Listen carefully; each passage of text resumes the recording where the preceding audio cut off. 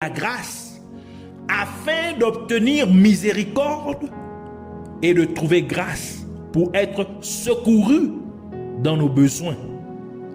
Car le trône de Dieu est également appelé propitiatoire, ce qui veut dire le trône ou le siège de la grâce ou de la miséricorde. Le trône ou le siège de la miséricorde. Alors que, de même que Dieu instruisit Moïse pour qu'il en fasse une représentation dans le tabernacle. Nombre chapitre 7, verset 89 qui dit: lorsque Moïse entrait dans la tente d'assignation, donc dans le tabernacle de Dieu, pour parler avec l'Éternel, il entendait la voix qui lui parlait du haut du propitiatoire, donc du siège de la miséricorde, placé sur l'arche du témoignage entre les deux chérubins, et il parlait avec l'Éternel. Nous devons donc le faire maintenant. Nous devons donc nous dépêcher pendant que la miséricorde de Dieu est encore disponible, car le temps approche à grands pas où la miséricorde de Dieu ne serait plus accessible aux êtres humains. C'est pourquoi Dieu a dit ce qui suit à travers le prophète Ésaïe, dans Ésaïe chapitre 55 verset 6 à 7 qui dit: cherchez l'Éternel pendant qu'il se trouve, invoquez-le tandis qu'il est prêt. Que le méchant abandonne sa voie et l'homme d'iniquité ses pensées, qu'il retourne à l'Éternel qui aura pitié de lui, donc qui lui fera miséricorde, à notre Dieu qui ne se lasse pas de pardonner.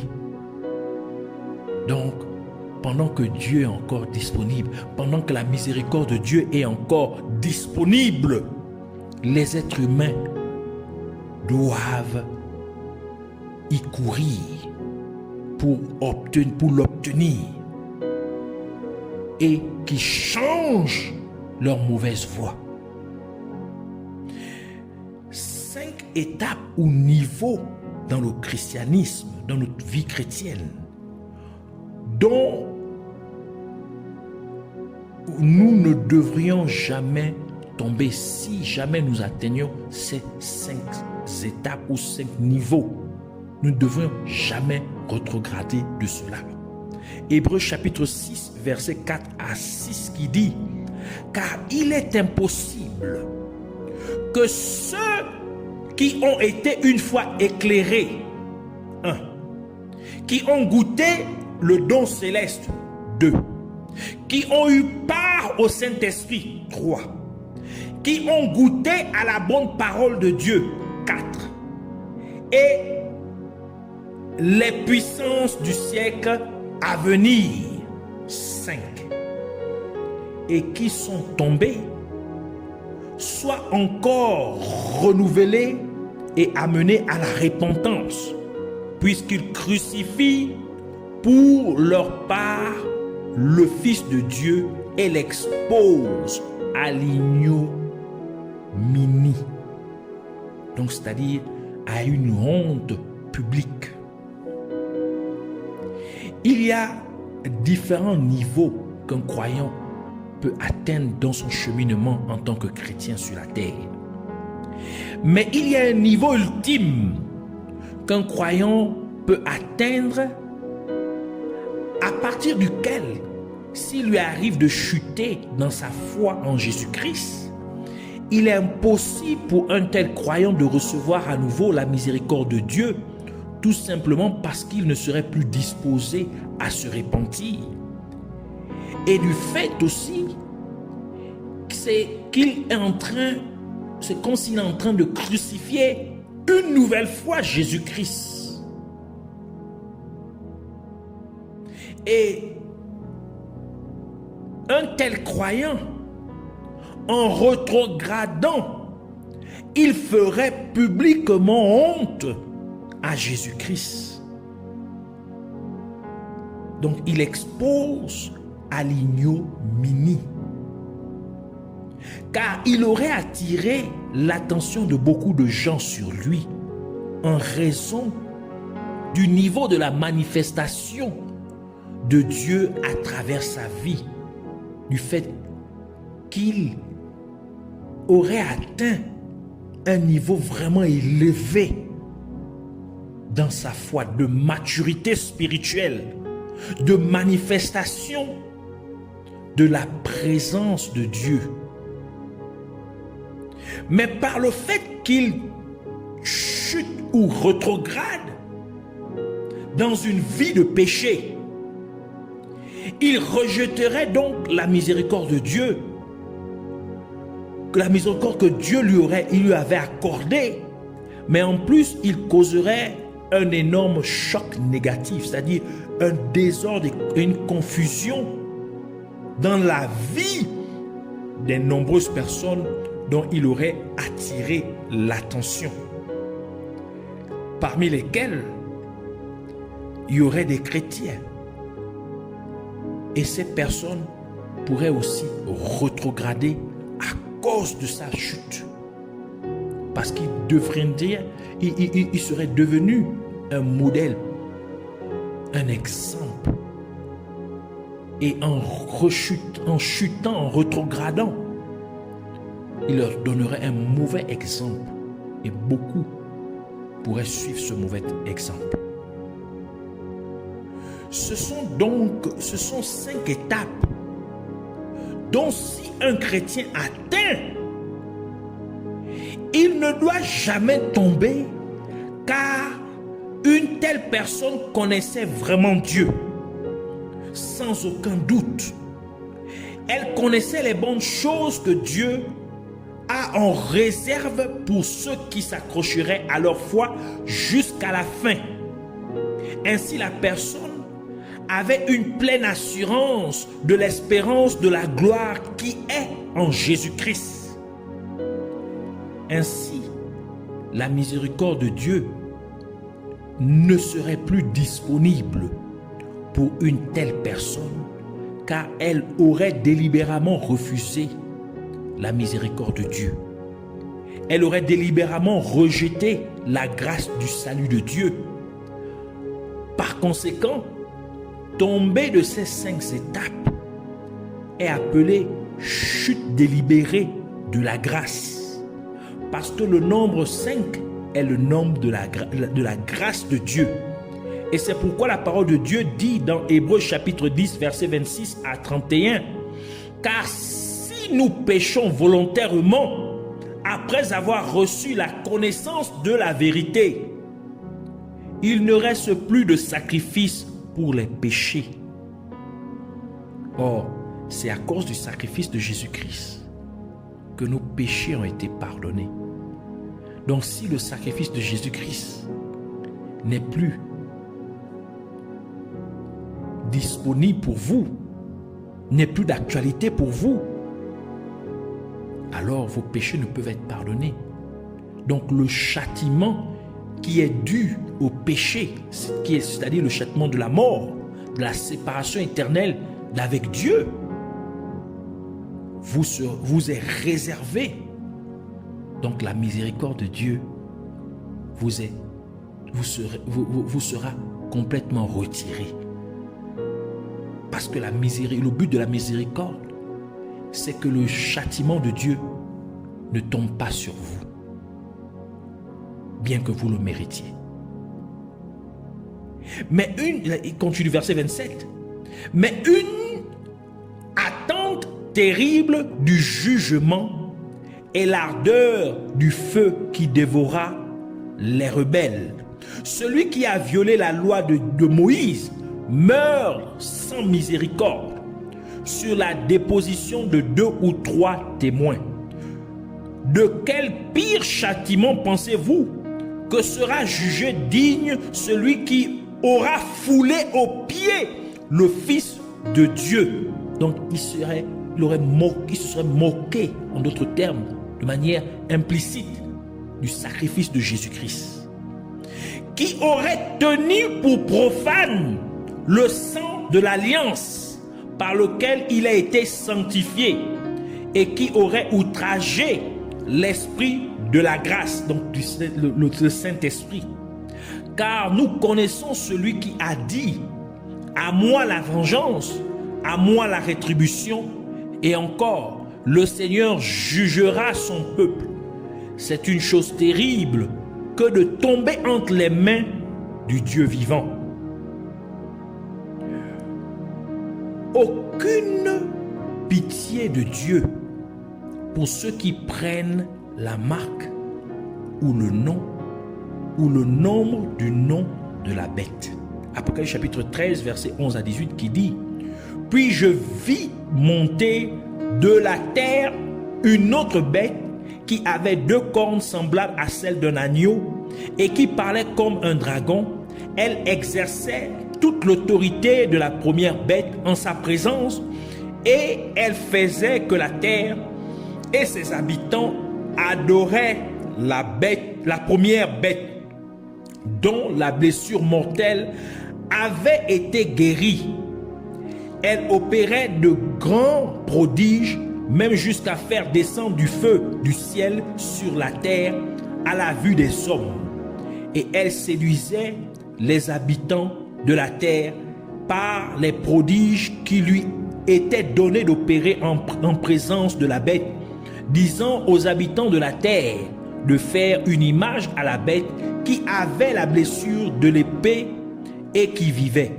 Et il lui fut donné d'animer l'image de la bête, afin que l'image de la bête parlât et qu'elle fit que tous ceux qui n'adoraient pas l'image de la bête fussent tués. Et elle fit que tous, petits et grands, riches et pauvres, libres et esclaves, reçussent une marque sur leur main droite ou sur leur front, et que personne ne put acheter ni vendre sans avoir la marque, le nom de la bête ou le nombre de son nom. C'est ici la sagesse: que celui qui a de l'intelligence calcule le nombre de la bête, car c'est un nombre d'hommes et son nombre est 666. Apocalypse chapitre 14, verset 19 à 12 ajoute pour dire: et un troisième ange les suivit en disant d'une voix forte: si quelqu'un adore la bête et son image et reçoit une marque sur son front ou sur sa main, il boira lui aussi du vin de la fureur de Dieu, versé sans mélange dans la coupe de sa colère, et il sera tourmenté dans le feu et le soufre devant les saints anges et devant l'agneau, ici donc l'agneau de Dieu qui est Jésus-Christ. Et la fumée de leur tourment monte au siècle des siècles, et ils n'ont de repos ni jour ni nuit, ceux qui adorent la bête et son image, et quiconque reçoit la marque de son nom. C'est ici la persévérance des saints qui gardent les commandements de Dieu et la foi de Jésus. La parole de Dieu est très claire au sujet des gens qui prendront soit la marque, soit le nom, soit le nombre du nom de la bête, c'est-à-dire 666. Ils seraient à jamais condamnés à brûler en enfer. Cela signifie que pour de telles personnes, elles auraient rejeté la miséricorde de Dieu en choisissant de prendre la marque ou le nom ou le nombre de la bête, du nom de la bête, parce que quand une personne prend la marque ou le nom ou le nombre du nom de la bête, elle refuse délibérément d'appartenir à Jésus-Christ. Et elle a effectivement déclaré qu'elle appartient à Satan, car la marque ou le nom ou le nombre du nom de la bête représente Satan lui-même. Donc quiconque ou quoi que ce soit qui porte ou la marque ou le nom ou le nombre du nom de la bête, cela signifie automatiquement qu'une telle personne ou une telle chose appartient à Satan ou est la propriété de Satan. Cela fonctionne exactement de la même manière que les marques déposées. Par exemple, Lorsqu'il y a le logo ou le nom d'une société particulière sur un produit ou d'une marque particulière sur un produit, tel qu'un t-shirt, cela implique que ce produit appartient à cette société et que personne ne doit reproduire le même produit sans le consentement de cette société particulière. Ainsi, quand une personne prend la marque ou le nom du nom de la bête, elle a délibérément choisi d'être la propriété de Satan, ce qui implique que la personne a rejeté Jésus-Christ. En d'autres termes, la personne a rejeté la miséricorde de Dieu, car la miséricorde de Dieu n'est disponible qu'en Jésus-Christ. Et c'est la raison pour laquelle la parole de Dieu dit dans Matthieu chapitre 12 verset 30, c'est Jésus qui parle. Il dit, celui qui n'est pas avec moi est contre moi. Celui qui n'assemble pas avec moi disperse. Matthieu chapitre 6 verset 24, Jésus ajoute pour dire, nul ne peut servir deux maîtres, car ou il haïra l'un et aimera l'autre, ou il s'attachera à l'un et méprisera l'autre. Vous ne pouvez servir Dieu et Mammon. Mammon, c'est le démon de l'argent. Cela signifie que vous devez garder votre foi en Jésus-Christ, même si cela signifie perdre tous les privilèges de ce monde, ou même si cela signifie perdre votre propre vie, car Jésus-Christ a dit dans Matthieu chapitre 16 verset 25 à 26, car celui qui voudra sauver sa vie la perdra, mais celui qui la perdra à cause de moi la trouvera. Et que servirait-il à un homme de gagner tout le monde s'il perdait son âme? Ou que donnerait un homme en échange de son âme?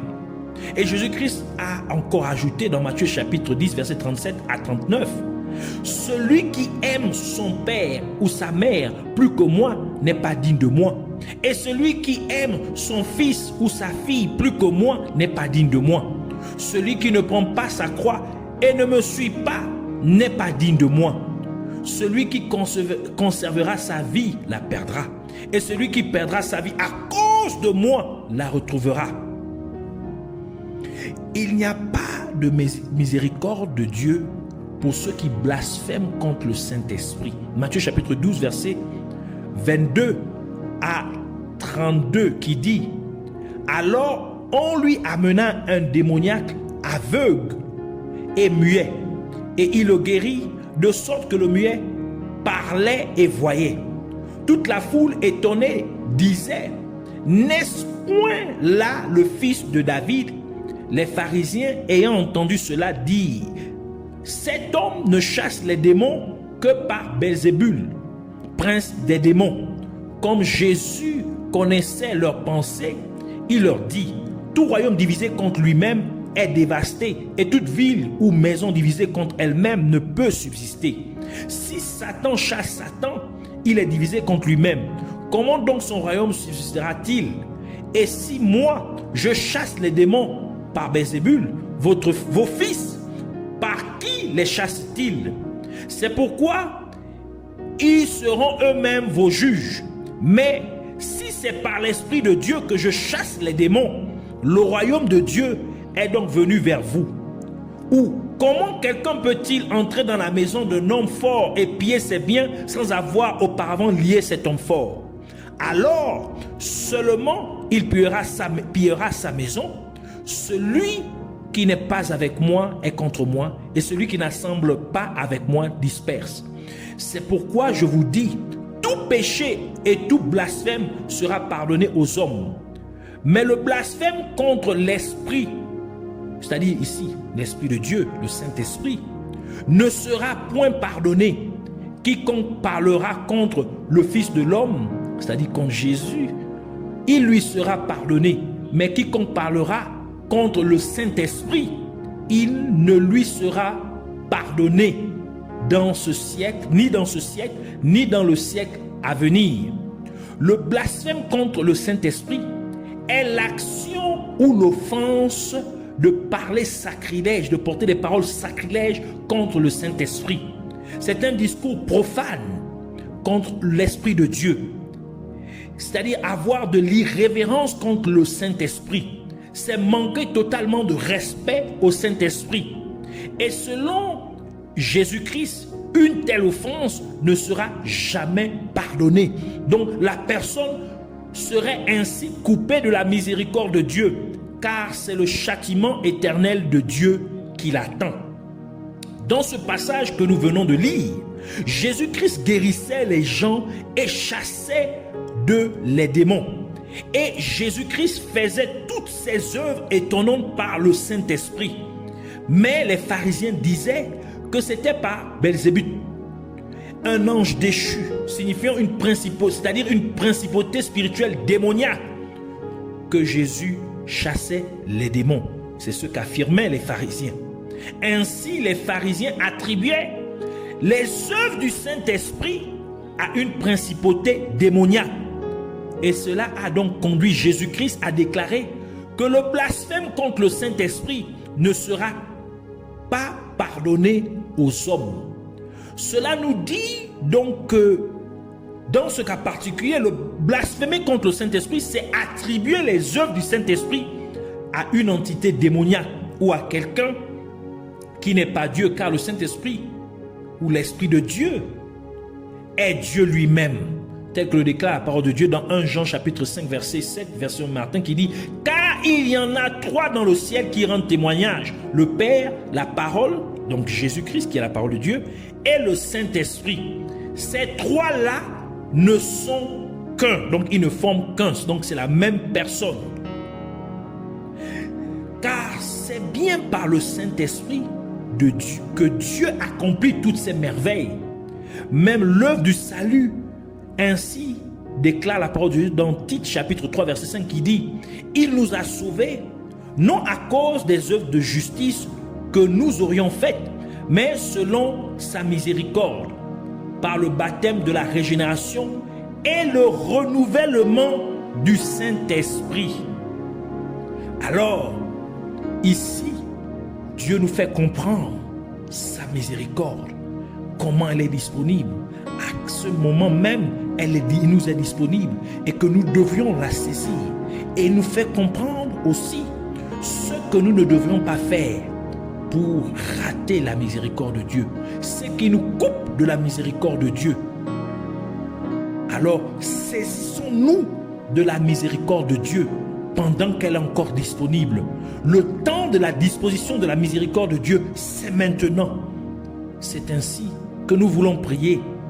Abba Père, Dieu glorieux, seul et véritable Dieu, merci pour ta parole. Merci de nous donner et de nous donner ta parole, ta vérité, de nous équiper de connaissance et de compréhension de ta parole. Nous prions pour que tu aides chaque être humain à saisir ta miséricorde en confessant ses péchés et en les abandonnant sincèrement, et que les gens acceptent vraiment Jésus-Christ comme leur sauveur et Seigneur, menant leur vie dans l'obéissance à ta parole au nom de Jésus-Christ. Et ne nous laisse pas rater le temps de ta miséricorde, mais amène-nous plutôt à pleinement saisir ce temps au nom de Jésus-Christ. Et si jamais tu nous permets d'être éclairés et de goûter aux dons célestes et d'avoir part au Saint-Esprit et de goûter à la bonne parole de Dieu et des puissances du monde à venir, nous te prions, ô Père Céleste, afin que tu ne nous permettes pas de rétrograder d'un tel niveau de maturité spirituelle au nom de Jésus-Christ. Et ne nous laisse pas rejeter ta miséricorde en prenant soit la marque, soit le nom, soit le nombre du nom de la bête. Au nom de Jésus-Christ, que cela n'arrive jamais. Ne nous laisse pas non plus rejeter ta miséricorde en blasphémant contre ton Saint-Esprit. S'il te plaît, Père Céleste, que cela n'ait jamais lieu au nom de Jésus-Christ. Merci pour ta miséricorde dans nos vies. Merci de nous avoir exaucés. Que toute la gloire et l'honneur soit à toi pour toujours et à jamais au nom de Jésus-Christ.